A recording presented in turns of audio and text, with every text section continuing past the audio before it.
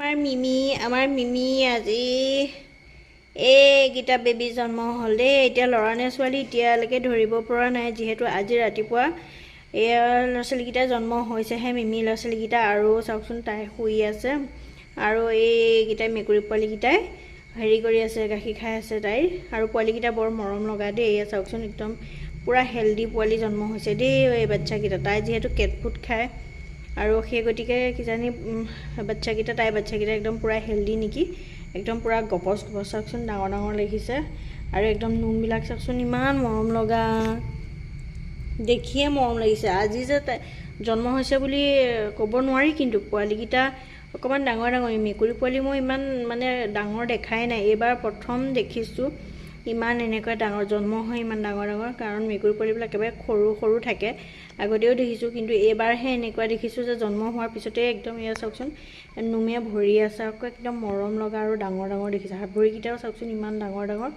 আৰু এয়া বেচেৰি তাই আজি শুইয়ে আছে, তাই একো খোৱাও নাই, মাত বোলো দিয়া নাই, নহ'লে মাত দিলে আমাৰ লগতেই থাকেই। নৱৰত আপোনালোকে দেখিছেই তাইক আমাৰ লগত কেনেকৈ খেলি কৰি থাকে, কিন্তু আজি বেচেৰি তাই এইয়া বাচ্চাকেইটাৰ লগতেই আছে, সময় দিছে সিহঁতক, দাদাহঁতৰ লগততো থাকিবই লাগিব।